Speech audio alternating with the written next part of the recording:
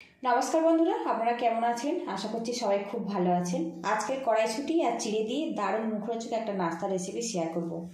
তার জন্য এখানে দেখুন 250 গ্রাম পরিমাণে পাতলা চিড়ে নিয়েছি। যে পাতলা চিড়েটা দোকানে পাওয়া যায় সেটাই নিয়েছি। আর এর মধ্যে যে ধান আর ধুলোটা ছিল সেটা কিন্তু আমি ঝেড়ে বার করে দিয়েছি। আর এখানে দেখুন বড় বাটির 1 বাটি পরিমাণে কড়াইশুঁটি নিয়েছি। এগুলো আপনারা কম বেশি করে নিতে পারেন। বোলের মধ্যে আমি চিড়েগুলো ঢেলে নেব। এবার এর মধ্যে জল দিয়ে ভালো করে ধুয়ে নেব। চিড়েগুলো ভালো করে ধুয়ে নিয়েছি। এবারে হাত দিয়ে চেপে চিড়ের মধ্যে যে এক্সট্রা জল ওটা কিন্তু আমি বের করে দেব। আর এখানে দেখুন ছাঁকনি নিয়েছি, ছাঁকনির মধ্যে এইভাবে রেখে দেব। চিড়েটা এইভাবে খেলিয়ে রাখবো, এতে চিড়ের যে এক্সট্রা জল থাকবে সেটা কিন্তু নিচে বেরিয়ে যাবে আর চিড়েটা খুব সুন্দর নরম হয়ে যাবে। এখানে একটা কড়া গরম করে নিয়েছি, এর মধ্যে 1 চামচ পরিমাণে সরিষার তেল দিয়ে দেব। তেলটা ভালো করে গরম করে নেব। আর বন্ধুরা, এই নাস্তাটা খেতে যতটা বেশি মুচমুচে আর টেস্টি, তত বেশি কিন্তু মশলা বা তেলের প্রয়োজন হয় না।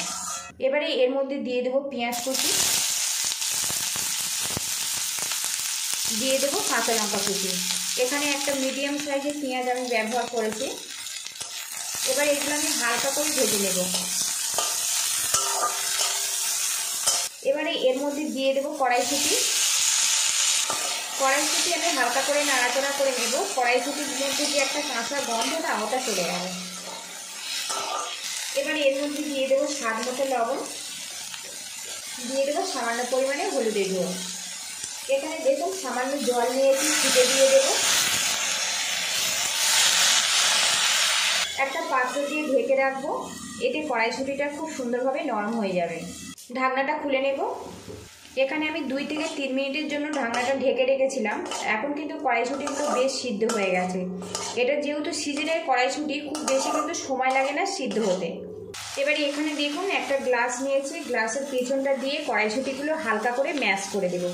খুব কিন্তু ম্যাশ করব না, হালকা করে এই 2-1টা কড়াইশুঁটি ম্যাশ করে দেব। এতে পুরটা একটু মাখা মাখাভাবে তৈরি হবে।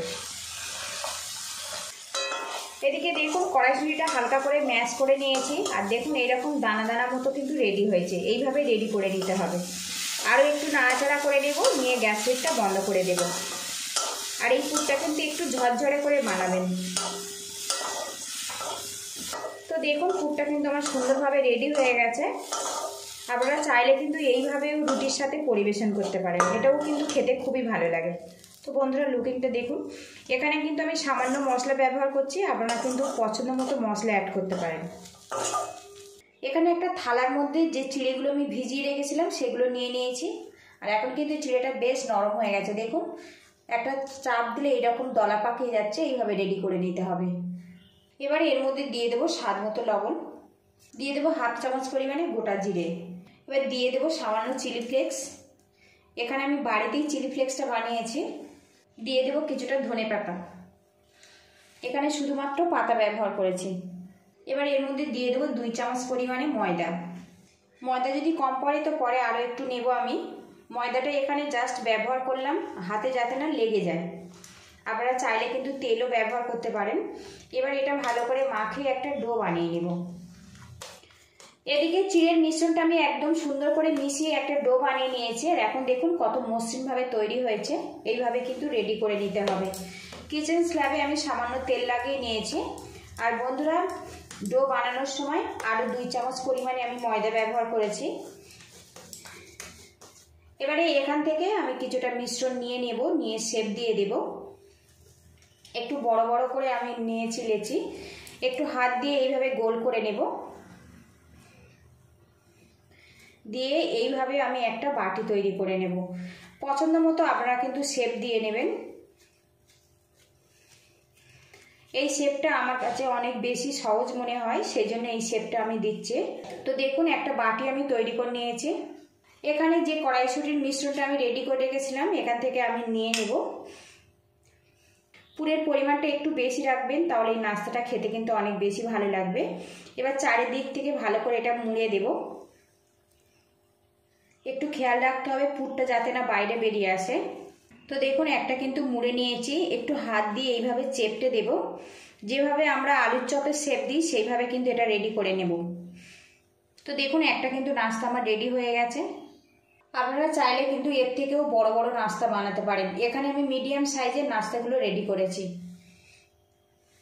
এখান থেকে আরও কিছুটা আমি মিশ্রণ নিয়ে নেব, আবারও হাত দিয়ে এইভাবে গোল করে নেব। এবার এর মধ্যে আমি পুর দিয়ে দিয়েছি, আর এইভাবে সবগুলো রেডি করে তারপরে আপনাদের সঙ্গে দেখা করছি। এদিকে দেখুন বন্ধুরা, কিছুটা কিন্তু গোল শেপ দিয়ে নিয়েছি আর কিছুটা আমি সিলিন্ডারের শেপ দিয়ে রেডি করে নিয়েছি। এবারে এগুলো আমি ফ্রাই করে নেব। নাস্তাগুলো ফ্রাই করার জন্য প্যানটা গরম করে নিয়েছি, আর আজকে এই নাস্তাগুলো আমি শ্যালো ফ্রাই করব। খুব বেশি কিন্তু তেলের প্রয়োজন হবে না। এর মধ্যে আমি অল্প পরিমাণে তেল দিয়ে দিলাম। তেলটা ভালো করে গরম করে নেব। এখানে নাস্তাগুলো যেহেতু চিড়ে দিয়ে বানিয়েছি, অল্প তেল দিয়ে ভাজলে কিন্তু মুচমুচেভাবে রেডি হয়ে যায়, খুব বেশি তেলের প্রয়োজন হয় না। এবারে এর মধ্যে নাস্তাগুলো দিয়ে দেব। এখানে নাস্তার পরিমাণগুলো একটু বেশি আছে, সেই জন্য 2 বা 3টে স্টেপে এগুলো ফ্রাই করে নেব। নাস্তাগুলো ভাজার সময় গ্যাস রেটটা একদম মিডিয়ামে রাখবো, রেখে একটু ধীরে ধীরে ভাজবো। এবারে এই নাস্তাগুলো আমি উল্টে দেব। তো দেখুন বন্ধুরা, কত সুন্দর কালার চলে এসছে। তো বন্ধুরা, সবগুলো নাস্তা আমি উল্টে দিয়েছি, আরও কিছুক্ষণ ফ্রাই করে নেব। আর বন্ধুরা, আপনাদের কাছে একটা রিকোয়েস্ট রইল, রেসিপিটা যদি সামান্য ভালো লাগে তো লাইক, শেয়ার, সাবস্ক্রাইব করে প্লিজ বন্ধুরা একটু সাপোর্ট করবেন, যাতে সামনে এগিয়ে যেতে পারি, নতুন নতুন ভিডিও আপনাদের আমি উপহার দিতে পারি। আরও কিছুক্ষণ ফ্রাই করে নেব, তাহলে আমার রেডি হয়ে যাবে। প্রথম স্টেপের নাস্তাগুলো কিন্তু আমার রেডি হয়ে গেছে। এইরকম ব্রাউন কালার করে একটু ফ্রাই করেছি, এতে অনেক বেশি মুচমুচে হবে। এবারে এগুলো আমি তুলে নিব, আর আপনাদের দেখাবো এটা কত মুচমুচেভাবে তৈরি হয়েছে। খুব ঝটপট কিন্তু এই নাস্তাটা আপনারা বানিয়ে নিতে পারেন, চা কফির সাথেও খেতে পারেন, সন্ধ্যাবেলার আড্ডাতেও পরিবেশন করতে পারেন। তো বন্ধুরা, লুকিংটা দেখুন কত সুন্দরভাবে এটা রেডি হয়েছে। বাকিগুলো আমি একইভাবে ফ্রাই করে তারপরে আপনাদের সঙ্গে দেখা করছি। চিড়ে আর কড়াইশুঁটি দিয়ে সবগুলো নাস্তা কিন্তু আমি ফ্রাই করে নিয়েছি বন্ধুরা। এই রেসিপিটা আপনারা কিন্তু সন্ধ্যাবেলার নাস্তাতেও পরিবেশন করতে পারেন, বা বিকালের হালকা খিদাতেও পরিবেশন করতে পারেন। তো আপনাদের দেখাই এটা কতটা মুচমুচেভাবে তৈরি হয়েছে দেখুন। তো শব্দ শুনে বুঝতে পারছেন এটা কতটা মুচমুচেভাবে তৈরি হয়েছে। রেসিপিটা যদি ভালো লাগে প্লিজ বন্ধুরা লাইক, শেয়ার, সাবস্ক্রাইব করে আমার একটু পাশে থাকবেন, যাতে এগিয়ে যেতে পারি।